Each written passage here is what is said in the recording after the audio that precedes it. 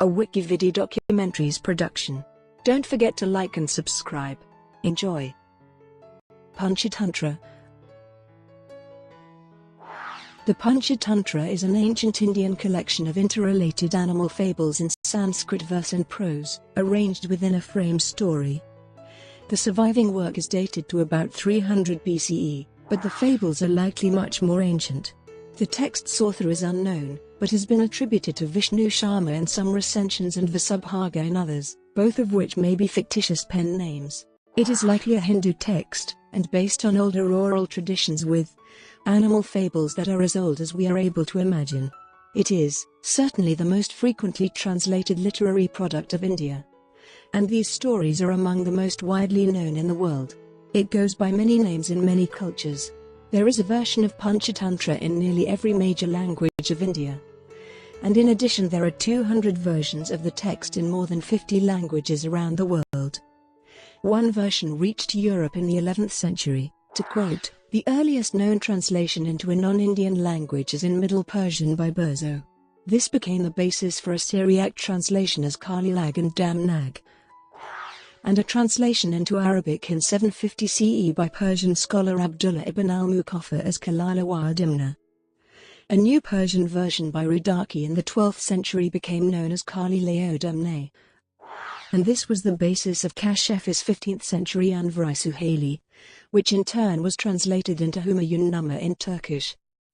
The book is also known as the Fables of Bidpai or the Moral Philosophy of Doni. Most European versions of the text are derivative works of the 12th century Hebrew version of Panchatantra by Rabbi Joel. In Germany, its translation in 1480 by Anton von Fer has been widely read. Several versions of the text are also found in Indonesia, where it is titled as Tantrikamandaka, Tantravakya or Kandapingala and consists of 360 fables. In Laos, a version is called Nandaka Prakarana, while in Thailand it has been referred to as Nang Tantrai. Author and chronology. The prelude section of the Panchatantra identifies an octogenarian Brahmin named Vishnu Sharma as its author. He is stated to be teaching the principles of good government to 3 princes of Amrasakti.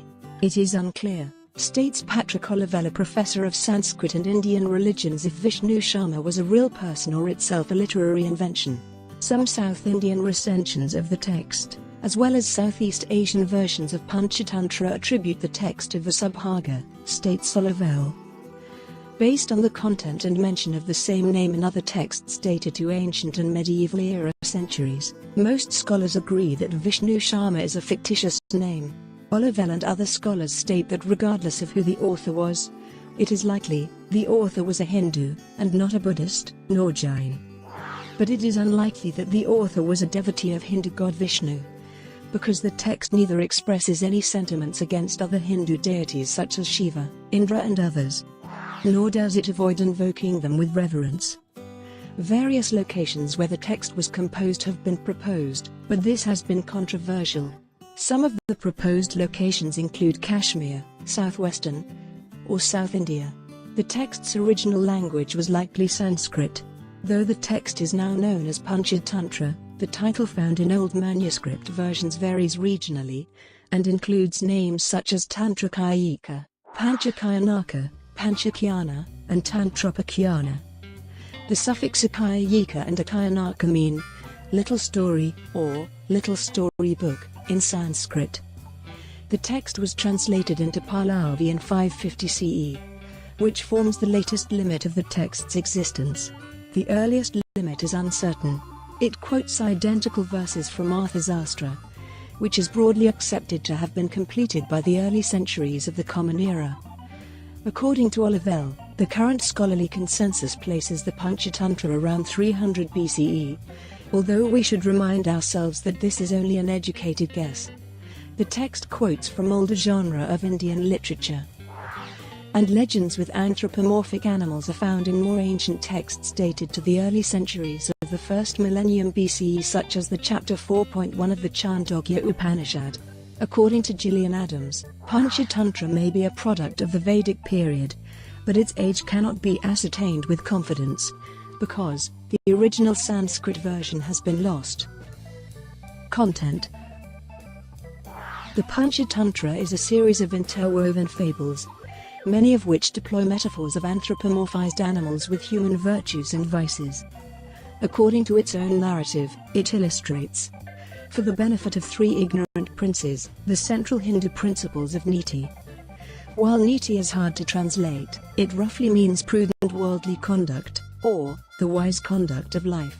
Apart from a short introduction, it consists of 5 parts. Each part contains a main story, called the frame story, which in turn contains several stories, emboxed in it, as one character narrates a story to another. Often these stories contain further emboxed stories. The stories thus operate like a succession of Russian dolls, one narrative opening within another, sometimes 3 or 4 deep. Besides the stories, the characters also quote various epigrammatic verses to make their point. The 5 books have their own subtitles. Book 2, Mitra-samprāpti. The second treatise is quite different in structure than the remaining books, states Olivel, as it does not truly embox fables. It is a collection of adventures of 4 characters, a crow, a mouse, a turtle, and a deer. The overall focus of the book is the reverse of the first book. Its theme is to emphasize the importance of friendships, teamwork, and alliances. It teaches weak animals with very different skills. Working together can accomplish what they cannot when they work alone, according to Olivel. United through their cooperation and in their mutual support, the fables describe how they are able to outwit all external threats and prosper.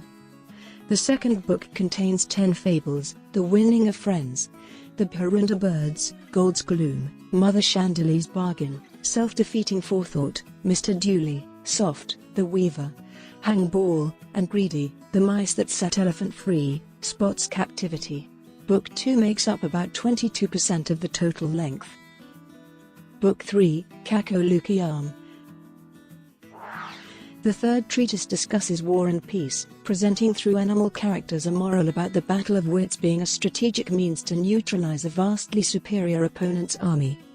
The thesis in this treatise is that a battle of wits is a more potent force than a battle of swords.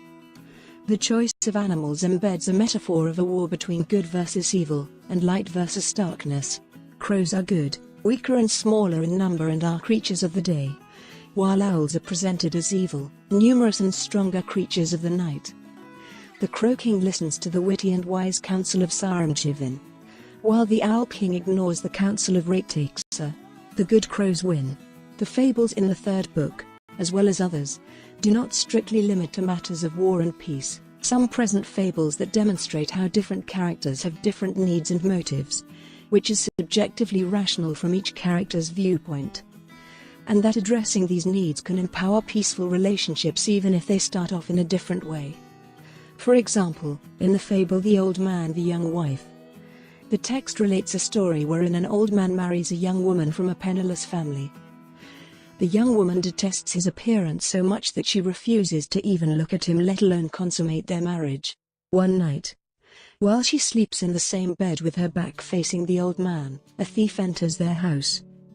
She is scared, turns over, and for security embraces the man. This thrills every limb of the old man. He feels grateful to the thief for making his young wife hold him at last.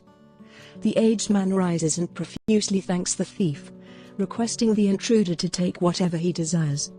The third book contains 18 fables in rider translation: Crows and Owls, How the Birds Picked a King, How the Rabbit Fooled the Elephant, The Cat's Judgment, The Brahmin's Goat, The Snake and the Ants, The Snake Who Paid Cash, The Unsocial Swans, The Self-Sacrificing Dove, The Old Man with the Young Wife, The Brahmin, the Thief and the Ghost, The Snake in the Prince's Belly, The Gullible Carpenter, Mouse Made Mouse, The Bird with Golden Dung, The Cave That Talked, The Frog That Rode Snakeback, The Butter-Blinded Brahmin. This is about 26% of the total length. Book 4, Labdhapraṇāśam. The Book 4 of the Panchatantra is a simpler compilation of ancient moral-filled fables. These, states Olivel, teach messages such as, a bird in hand is worth 2 in the bush. They caution the reader to avoid succumbing to peer pressure and cunning intent wrapped in soothing words. The book is different from the first 3, in that the earlier books give positive examples of ethical behavior, offering examples and actions to do. In contrast, Book 4 presents negative examples with consequences, offering examples and actions to avoid, to watch out for. The fourth book contains 13 fables in Rider translation: Loss of Gains, The Monkey and the Crocodile, Handsome, and Theodore, Floppier and Dusty, the Potter Militant, The Jackal Who Killed No Elephants, The Ungrateful Wife, King Joy, and Secretary Splendor, The Ass in the Tiger Skin, The Farmer's Wife, The Pert Hen Sparrow, How Supersmart Ate the Elephant, The Dog Who Went Abroad. Book 4, along with Book 5, is very short. Together the last two books constitute about 7% of the total text. Book 5, Aparīkṣitakārakaṃ. The Book 5 of the text is, like Book 4, a simpler compilation of moral-filled fables. These also present negative examples with consequences, offering examples and actions for the reader to ponder over, avoid, to watch out for. The messages in this last book include those such as, get facts, be patient, don't act in haste then regret later, don't build castles in the air. The Book 5 is also unusual in that almost all its characters are humans. Unlike the first four where the characters are predominantly anthropomorphized animals. According to Olivelle, this may be by design, where the text's ancient author sought to bring the reader out of the fantasy world of talking and pondering animals into the realities of the human world. The fifth book contains 12 fables about hasty actions or jumping to conclusions without establishing facts and proper due diligence. In Rider translation, they are, Ill-Considered Action, The Loyal Mongoose, The Four Treasure Seekers, The Lion Makers, 100 Wit 1000 Wit, and Single Wit, The Musical Donkey, Slow the Weaver, The Brahman's Dream, The Unforgiving Monkey, The Credulous Fiend, The Three-Breasted Princess, The Fiend Who Washed His Feet. One of the fables in this book is the story about a woman and a mongoose. She leaves her child with a mongoose friend. When she returns, she sees blood on the mongoose's mouth and kills the friend, believing the animal killed her child. The woman discovers her child alive and learns that the blood on the mongoose mouth came from it biting the snake while defending her child from the snake's attack. She regrets having killed the friend because of her hasty action. Links with other fables. The fables of Panchatantra are found in numerous world languages. It is also considered partly the origin of European secondary works, such as folk-tale motifs found in Boccaccio, Louisiana Fontaine, and the works of Grimm brothers. For a while, this had led to the hypothesis that popular worldwide animal-based fables had origins in India and the Middle East. According to Max Muller, this monocausal hypothesis has now been generally discarded in favor of polygenetic hypothesis, which states that fable motifs had independent origins in many ancient human cultures, some of which have common roots, and some influenced by co-sharing of fables. The shared fables implied morals that appealed to communities separated by large distances, and these fables were therefore retained, transmitted over human generations with local variations. However, many post-medieval era authors explicitly credit their inspirations to texts such as Bidpai and Pilpai, the Indian sage, that are known to be based on the Panchatantra. According to Nicholas Benton, even though India being the exclusive original source of fables is no longer taken seriously, the ancient classic Panchatantra, which new folklore research continues to illuminate, was certainly the first work ever written down for children, and this in itself means that the Indian influence has been enormous on world literature, not only on the genres of fables and fairy tales, but on those genres as taken up in children's literature. According to Adams and Bottigheimer, the fables of Panchatantra are known in at least 38 languages around the world in 112 versions by Jacob's Old Estimate, and its relationship with Mesopotamian and Greek fables is hotly debated, in part because the original manuscripts of all three ancient texts have not survived. Olivelle states that there are 200 versions of the text in more than 50 languages around the world, in addition to a version in nearly every major language of India. Scholars have noted the strong similarity between a few of the stories in the Panchatantra and Aesop's fables. Examples are the ass in the panther's skin, and the ass without heart and ears. The broken pot is similar to Aesop's The Milkmaid, and her pail, the gold-giving snake, is similar to Aesop's The Man and the Serpent, and Le Paysan et Dame Serpent by Marie de France. Other well-known stories include The Tortoise and the Geese, and The Tiger, the Brahmin and the Jackal. Similar animal fables are found in most cultures of the world, although some folklorists view India as the prime source. The Panchatantra has been a source of the world's fable literature. The French fabulist Jean de La Fontaine acknowledged his indebtedness to the work in the introduction to his second Fables. This is the second book of fables that I present to the public. I have to acknowledge that the greatest part is inspired from Pilpay, an Indian sage. The Panchatantra is the origin also of several stories in Arabian Nights, Sindbad, and of many Western nursery rhymes and ballads. Origins and function. In the Indian tradition, the Panchatantra is a niti can be roughly translated as the wise conduct of life, and a sastra is a technical or scientific treatise. Thus it is considered a treatise on political science and human conduct.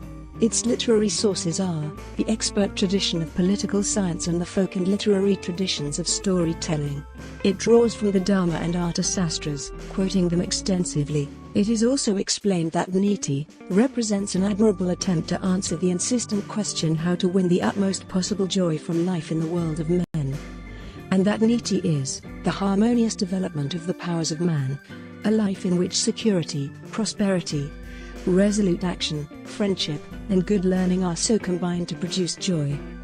The Panchatantra shares many stories in common with the Buddhist Jataka tales, purportedly told by the historical Buddha before his death around 400 BCE. As the scholar Patrick Olivelle writes, it is clear that the Buddhists did not invent the stories. It is quite uncertain whether the author of the Panchatantra borrowed his stories from the Jatakas or the Mahabharata, or whether he was tapping into a common treasury of tales, both oral and literary, of ancient India. Many scholars believe the tales were based on earlier oral folk traditions, which were finally written down, although there is no conclusive evidence. In the early 20th century, W. Norman Brown found that many folk tales in India appeared to be borrowed from literary sources and not vice versa. An early Western scholar who studied the Panchatantra was Dr. Johannes Hertel, who thought the book had a Machiavellian character. Similarly, Egerton noted that the so-called morals of the stories have no bearing on morality. They are unmoral, and often immoral. They glorify shrewdness and practical wisdom in the affairs of life, and especially of politics, of government. Other scholars dismiss this assessment as one-sided, and view the stories as teaching, or proper moral conduct. Also, according to Olivelle, indeed, the current scholarly debate regarding the intent and purpose of the Panchatantra, whether it supports unscrupulous Machiavellian politics or demands ethical conduct from those holding high office, underscores the rich ambiguity of the text. Conrad Meissig states that the Panchatantra has been incorrectly represented by some as an entertaining textbook for the education of princes in the Machiavellian rules of Arthashastra, but instead it is a book for the little man to develop niti in their pursuit of artha, and a work on social satire. According to Joseph Jacobs, if one thinks of it, the very raison d'etre of the fable is to imply its moral without mentioning it.